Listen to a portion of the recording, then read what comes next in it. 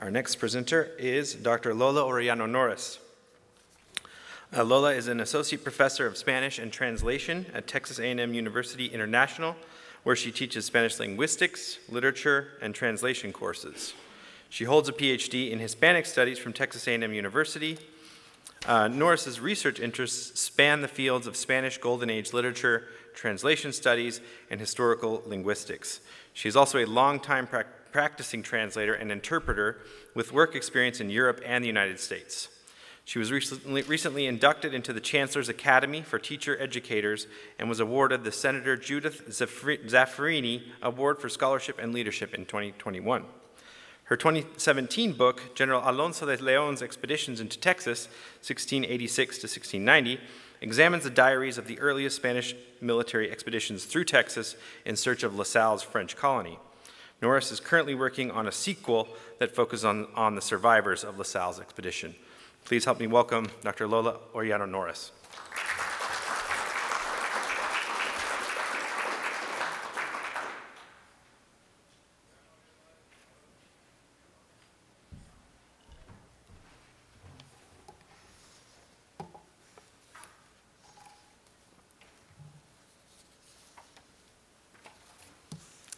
Hello, can you hear me? I'm kind of afraid of this thing after what has been happening to everybody. First of all, I would like to thank the Texas General Land Office for organizing this awesome symposium, and Dr. Brian Stauffer in particular for reaching out to me and inviting me as a speaker.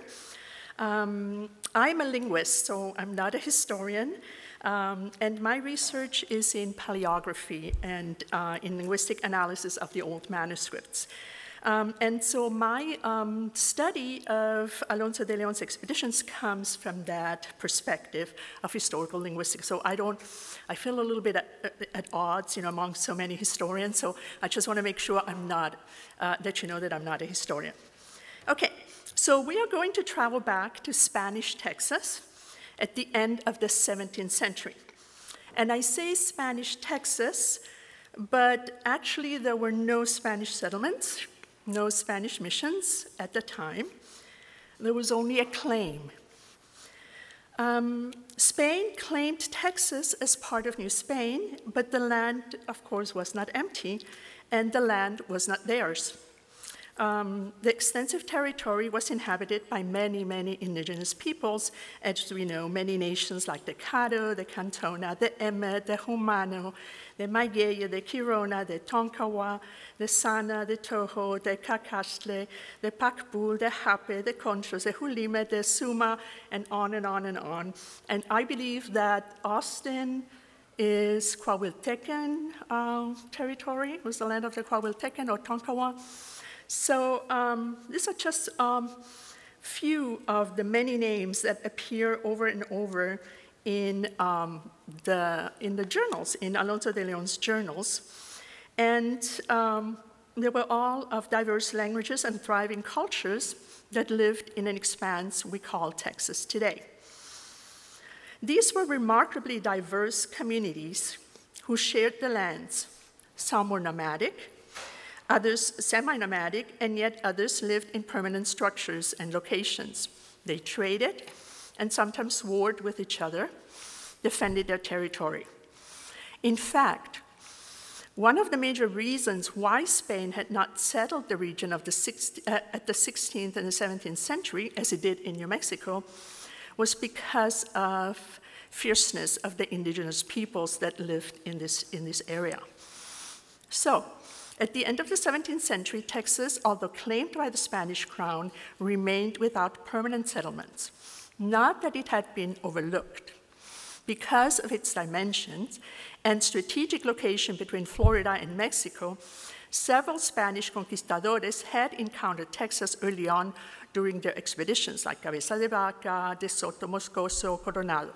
But the region was devoid of precious metals and magnificent cities, so the explorers didn't stay. The reports they brought back were not encouraging.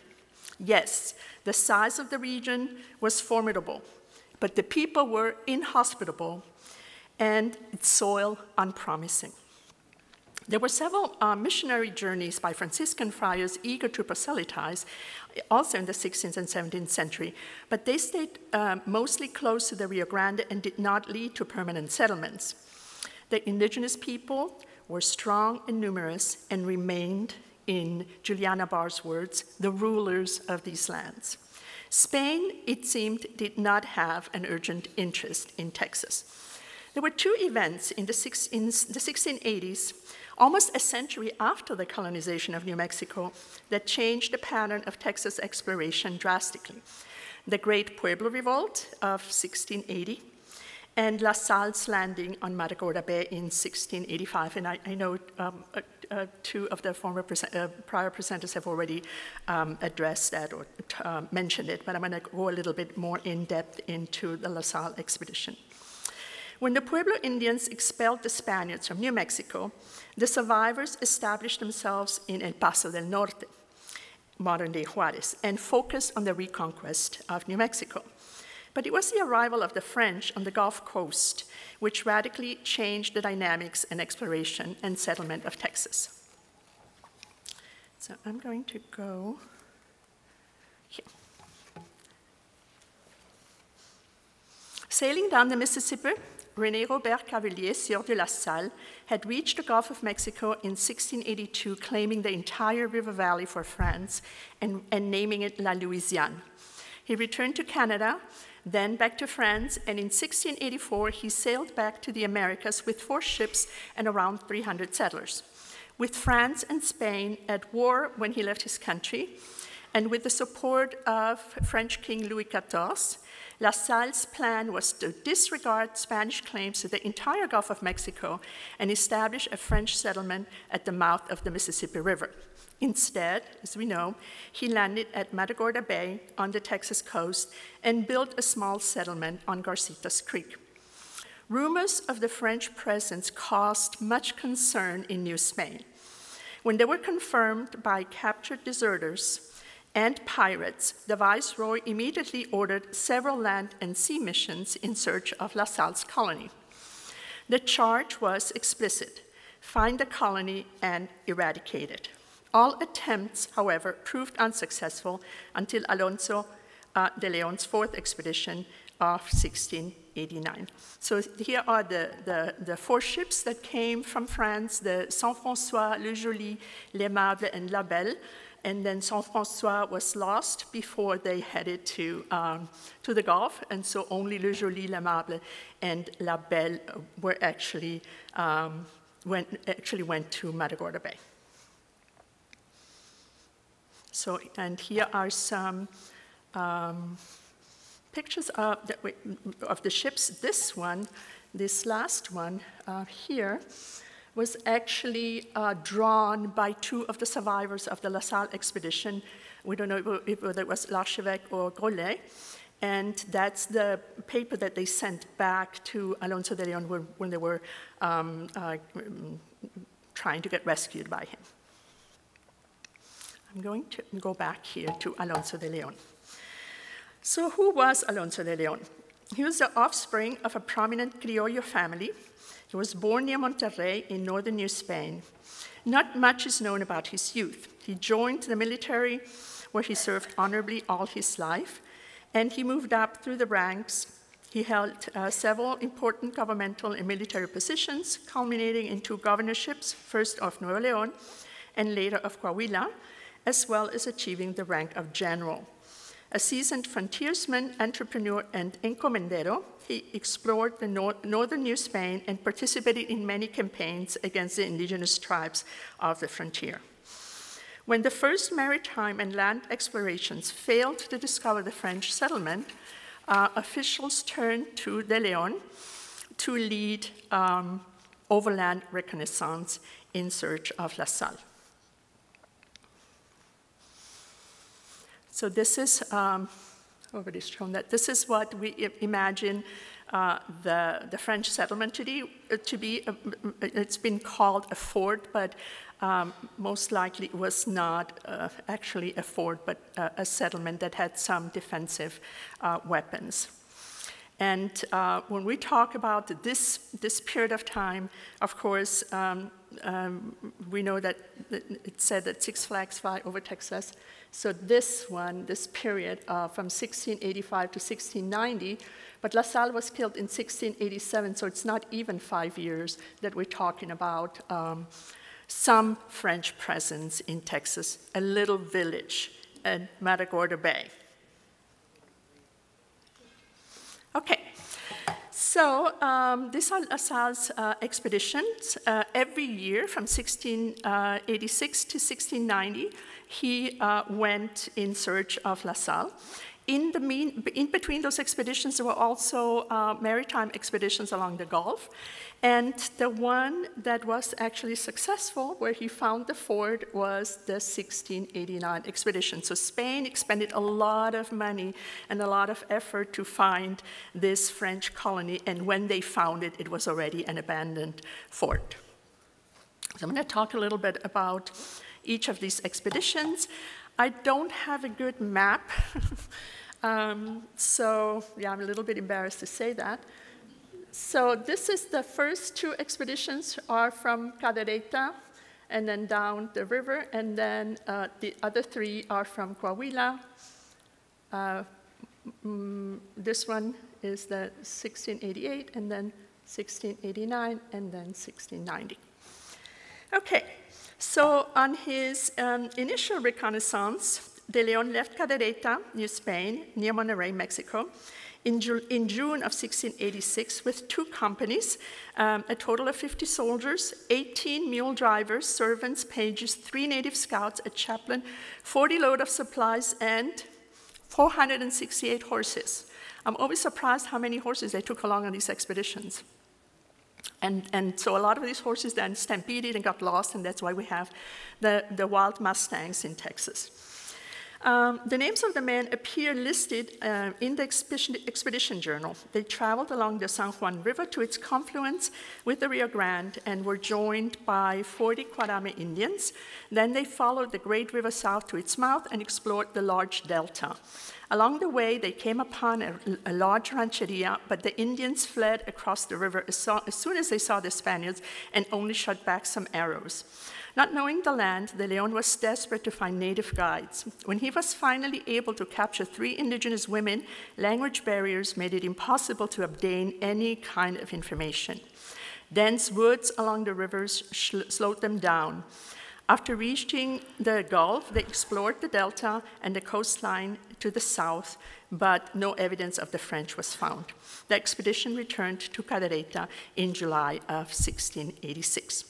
Disappointed that they hadn't found the French, but convinced that they had settled on the Gulf course, the governor of Nuevo León ordered De León to undertake a second expedition the next year in 1687.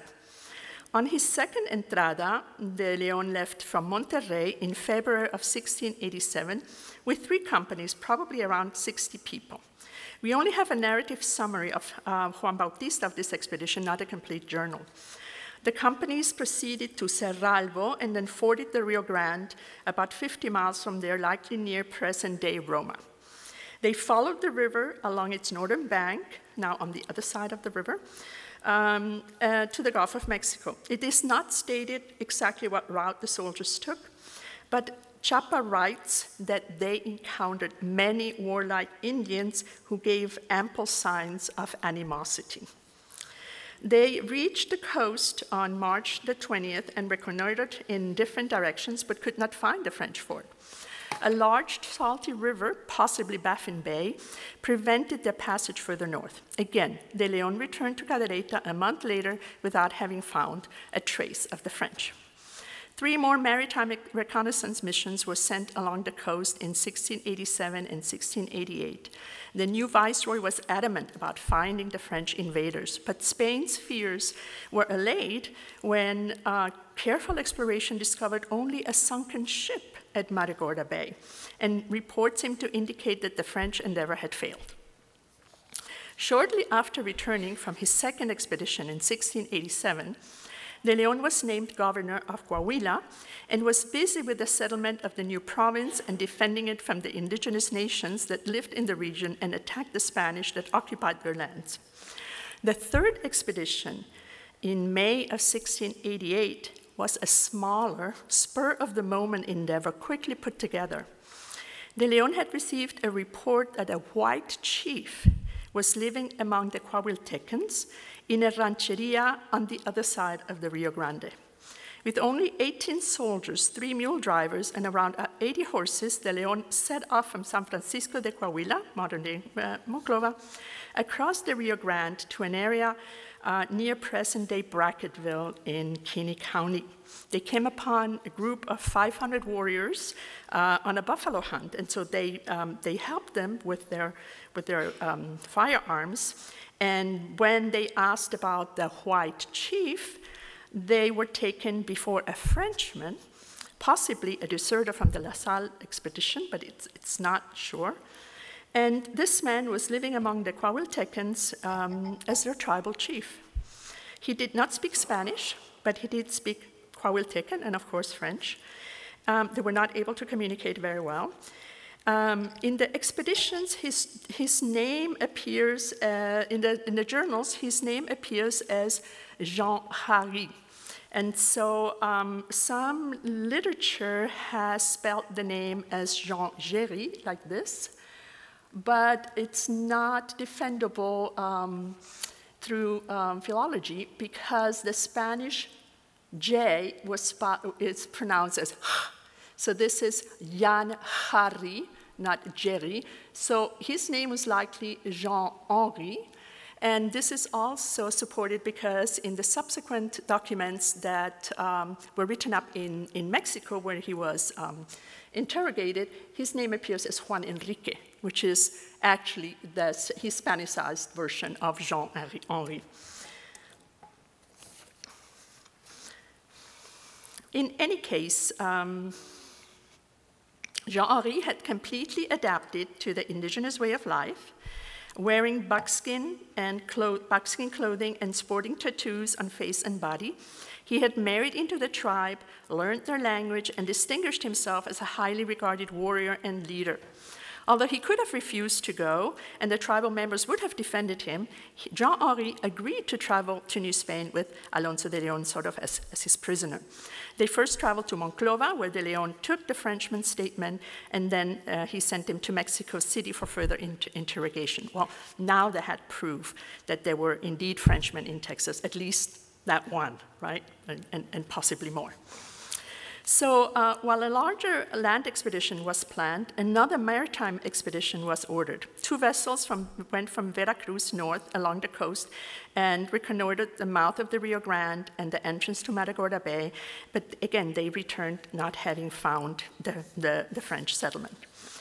With Jean-Henri as his guide, an interpreter, and 2 additional indigenous scouts, de León set out across the Rio Grande in March of 1689 on his 4th and most successful expedition. He left from Monclova with his largest contingent of participants. Now he had over 100 men, with also mule drivers and servants and an unidentified number of Indians. They took along 82 loads of supplies, 3 loads of gifts to give to the indigenous that they would encounter, and 721 horses and mules. Before they crossed the Rio Grande, they came upon a rancheria of some 18 huts and close to 500 Native Americans from different tribes who heartily welcomed Jean-Henri, so they knew him. And the journal names 4 of the 5 nations that were camping together, the Japes, Jumenes, Hiabu, and Mezcale. They don't mention the 5th one. Heading east and finding themselves in uncharted territory, de León named every stopping place and every river and stream he encountered. The Nueces, the Hondo, and the Medina, and the Guadalupe River, and others were named on this expedition. So these are names from that period of time. De León also described the land they traversed and It provides a picture of areas dense with prickly pear cactus, mesquite trees, scrub live oak, and other vegetations that required frequent clearing to allow a large expedition to pass. He also mentions petroglyphs on large rocks on the banks of a river. A stampede forces them to stop for a day to recover the horses. They encountered several rancherias and gathered information about the French settlement. He was repeatedly told that there were 4 Frenchmen living among the Hasinai Indians. He wrote a message to them and sent it with an indigenous messenger. And then when they sent back that picture with a ship with a message in French that they wanted to go back to civilization. So finally, 1 month after they left Monclova, de León finally came upon the ruins of La Salle's colony, and later learned the details of its demise from the 2 Frenchmen, from Jean l'Archevêque and from Jacques Rollet, who were living among the Hasinai. Abandoned, the settlement still stood, surrounded by deserted rough dwellings of the colonists with broken belongings everywhere. They found 8 cannons which they buried, and those cannons were recovered 300 years later, and you can view them in Victoria at the museum there. They only found 3 bodies and gave them Christian burial. They were surprised that there were only so few bodies that they found, so they thought that maybe they had been thrown into the river and eaten by caimanes. It was ironic that the Spanish were only able to find the settlement with the help of a renegade Frenchman, and even more ironic that such a large-scale military expedition had been mounted to discover a thrashed, abandoned fort. But the journey had not been in vain. De León met a delegation of the Hasinai who accompanied the 2 Frenchmen. Visibly impressed with the friendly, civilized Tejas, who invited him to their village, he promised to return and bring priests to instruct them in the Christian faith. With the destruction of the colony, the French threat seemed to be averted. Yet de León was ordered to return the following year, so this is his last expedition. The 1690 expedition, de León's final journey, was undertaken to burn down the French fort and to establish the first mission among the Hasinai, San Francisco de los Tejas. De León's suggestion to build several garrisons and fortify the area in order to maintain a strong presence among the indigenous tribes to prevent the French from returning were not heeded. Fray Damian Massanet had convinced the powers that be of the importance of an exclusively missionary expedition. Again, it was a large endeavor with around 80 soldiers, and then another company that joined them later, 4 missionaries, over 400 horses, 200 cows, so that was their food. You know, they couldn't go to H-E-B and buy supplies, so they had to take their food along in the form of cattle. Many mule loads of supplies, weapons, ammunition, etc. Following the route established a year before, the León party traveled to the French fort and set it afire before heading north to East Texas into the province of the Hasinai, who welcomed them with a legendary hospitality. De León was impressed with their agricultural skills, commenting on their well-tended fields of corn, beans, squash, and even watermelons. He noted their many villages with permanent dwellings, their cleanliness, and their distinct tribal organization. A small church and a dwelling for the friars were built near one of the Hasinai villages, and the feast of Corpus Christi was celebrated for the first time in Texas. De León found 2 more Frenchmen who had been living among the Hasinai. These were Pierre Meunier and Pierre Talon. And Pierre Talon told him about his younger siblings who were not among the Hasinai, who were living with the Karankawa. So on his way back, he ransomed the 3 Talon children. He gave horses and other items to rescue them from the Karankawa. And these 3 siblings were Marie-Madeleine Talon, Lucien Talon, and Robert Talon. These children were the only survivors who had eyewitnessed the destruction of the fort.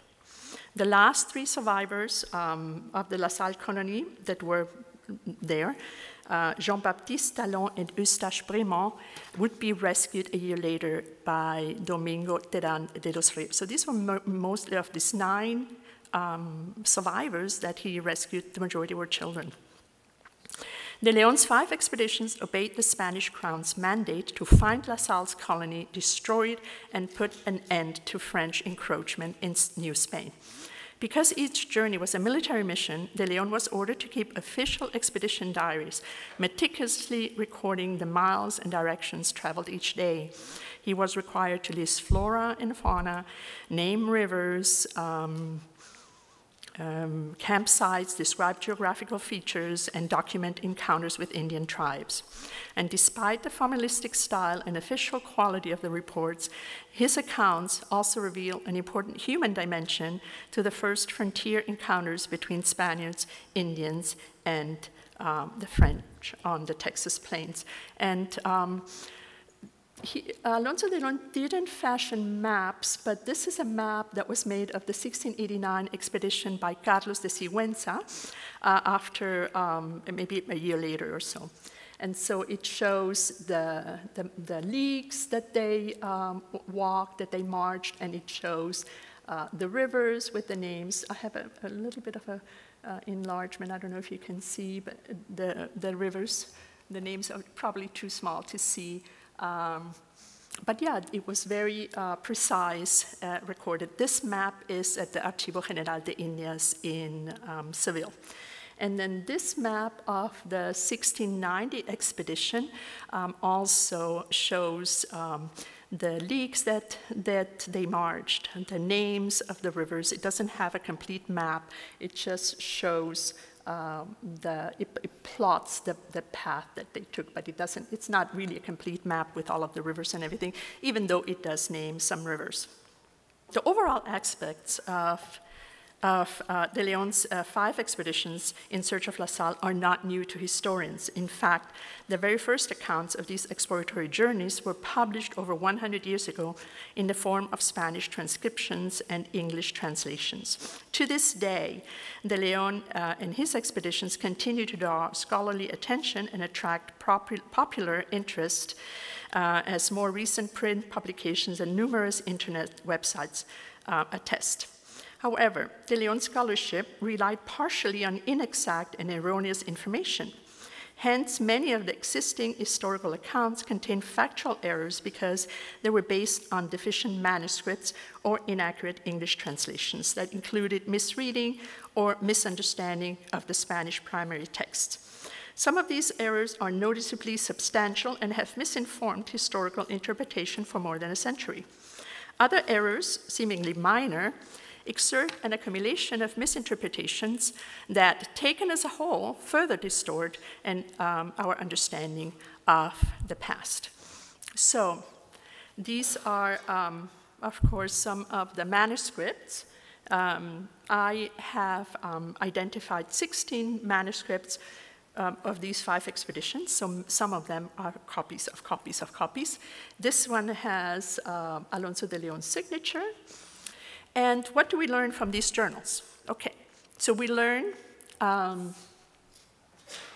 details about the expedition parties, names of the participants, number of people, horses, etc., encounters with native peoples, description of the settlement, of the ruins, of the weapons, burial of the 8 cannons, Christian burial of the 3 bodies, events that led to the destruction of the French settlement, and then the 9 survivors that were brought back from that Texas region, first to Mexico and then to Spain. Alonso de León also named the rivers, as I mentioned, the Nueces, Hondo, Medina, etc. He named all the locations where he made camp.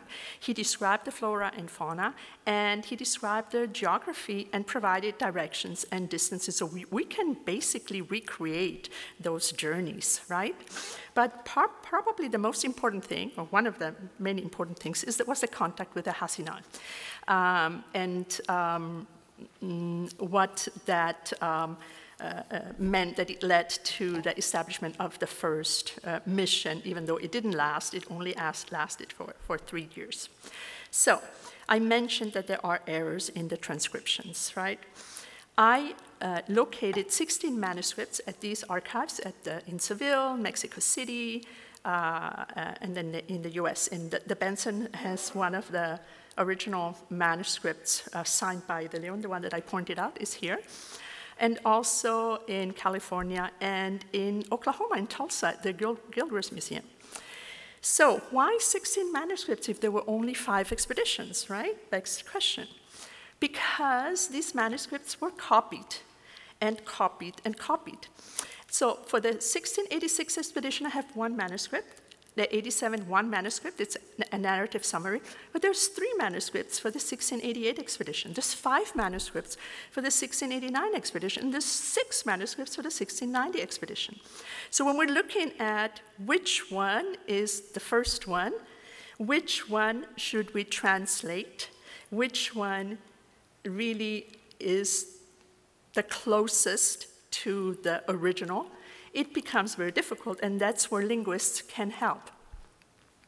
So why were there so many manuscripts? Because Spain was, still is, very, very bureaucratic.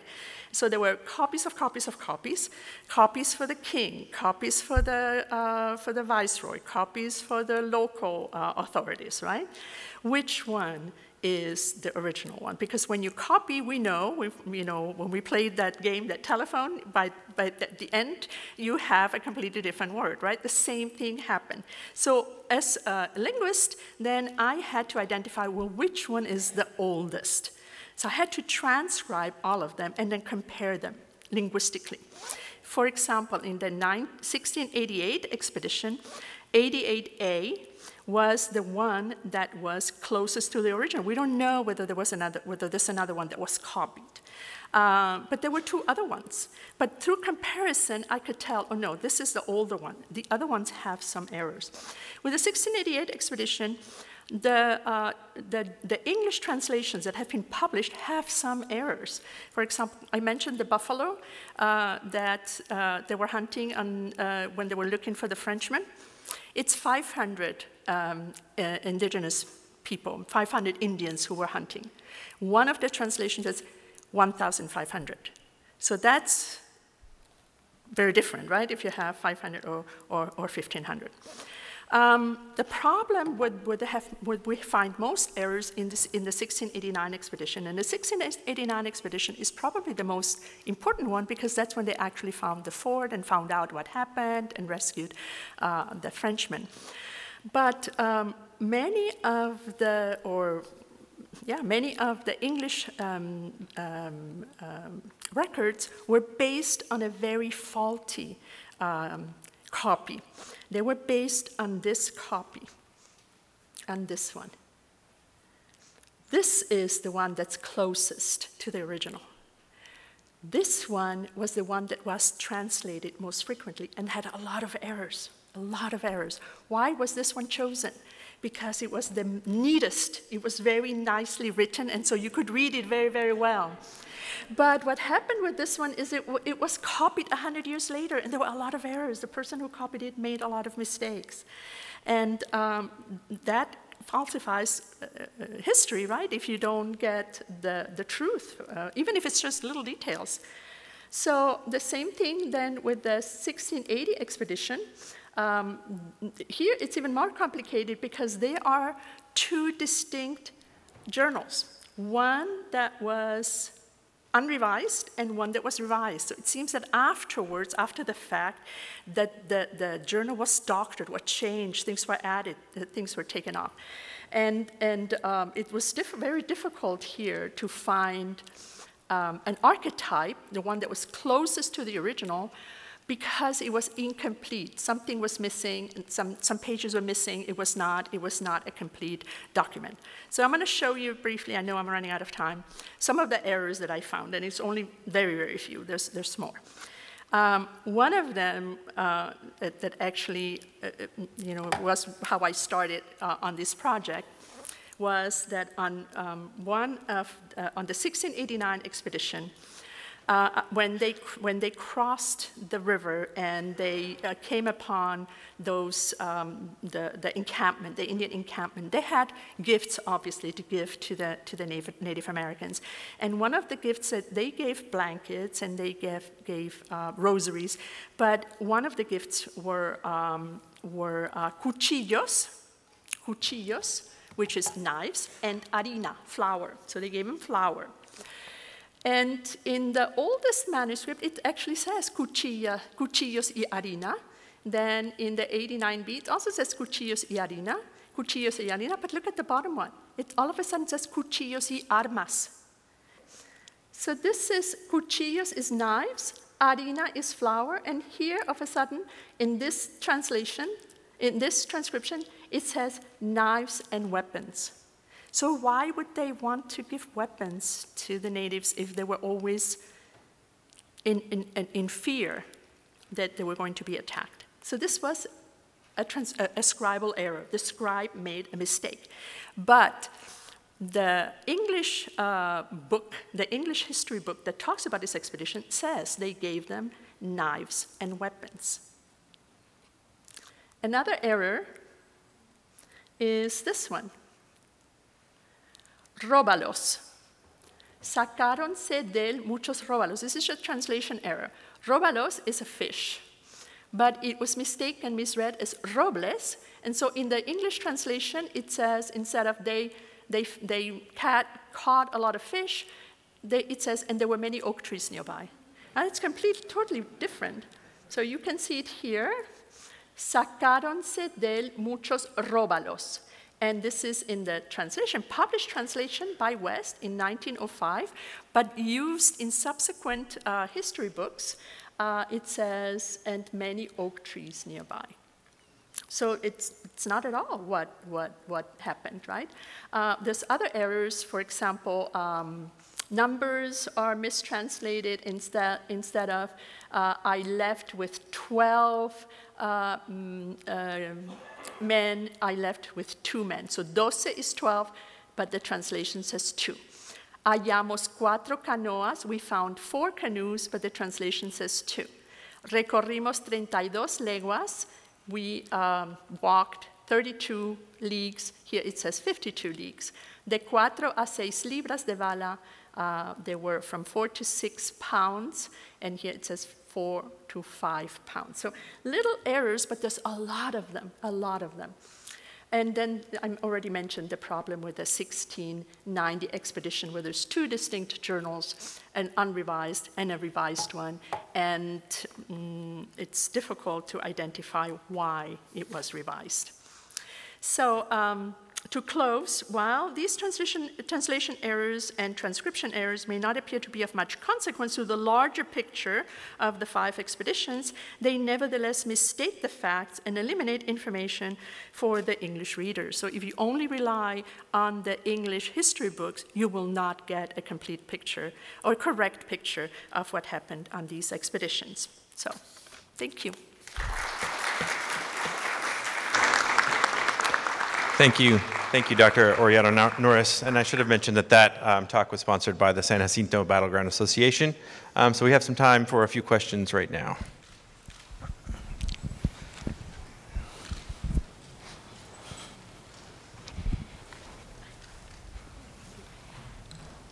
Do you know, or do we know what happened to the French survivors in Jean-Marie? Is there later information about? Yes, it's my next book. Oh, okay. Can you give us a little hint?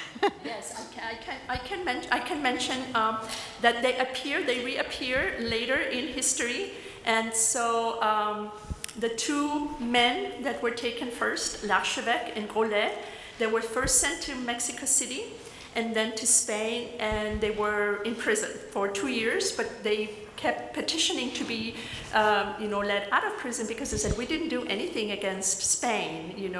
We have no ill intentions or anything. But the Spanish said, no, we cannot let you go back to France. And they said, well, we're willing to go somewhere else. So they were allowed to go back to the Americas, and they were actually part of the Diego de Vargas expedition who retook New Mexico. They, both of them, and also Pierre Meunier, settled in New Mexico, married Spanish women there, and they still have descendants to this day. Their names changed, so l'Archevêque became Archebepe, and Grolet becomes Gouroulet. But those last names still existed, they still have descendants. And then the children, the Tanon children, the little ones, the younger ones were sent to Spain, first in Mexico City and then to Spain to be servants for the viceroy. And the older ones were conscripted into the ships. They were in the Navy, the Spanish Navy. And then one of the ships got captured by the French. So they returned to the United States also in subsequent French expeditions, in the Saint-Denis expedition. And because they all were tattooed, they had all been part of the tribes that they were living with and spoke the languages. They were able to guide and be interpreters for the French.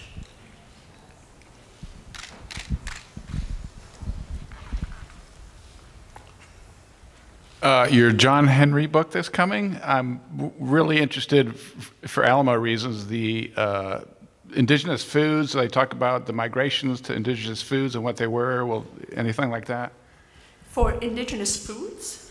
That the Coahuiltecans would have been roaming for, nopales and nuts and stuff like that as part of their food.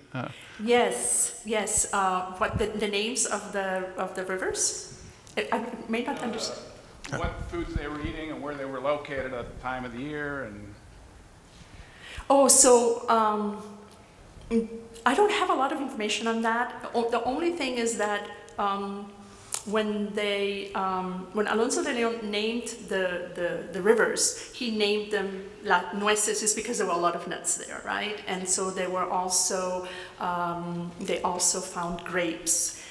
They found, of course, a lot of cacti, and so he named the rivers. They also were surprised to find watermelons among the Hasinai, because watermelon comes actually from Europe. So they had already been trading, and they already had, I believe, I'm not 100% sure, maybe I'm wrong on this, but I thought watermelons were European.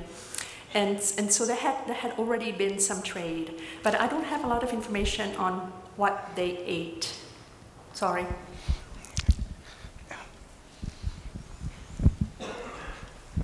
Except for the cows that they took along for slaughtering. That was good. All right, thank you so much for your presentation. I'm really interested in the challenges of communication that you talk about and the use of interpreters and so on. Do I understand correctly that on the first expedition, in search of the French, they did not bring someone who spoke French? And then I'm just interested in subsequent expeditions, did the use of interpreters improve? Were they able to figure out how to communicate better? Yes. They did. So they had, they sent the French prisoners to Mexico, because in Mexico they had interpreters. But then they also had some French speakers along. But you remember that even if they spoke or they knew a few words in one Indian language, doesn't mean that they could communicate with everybody else, because there were so many different tribes. And so, for example, when they captured Jean-Henri, he spoke Coahuiltecan and he spoke French, but they didn't. So they were not able to really communicate. And that is a big mistake by the Spaniards, that they have actually always committed, that they think everybody speaks Spanish, or we're going to be able to communicate somehow. I think that's all the time we have for questions. We're going to take a small break, and we should be back around 2:55, so we can start at 3. Thank you, Dr. Orellano.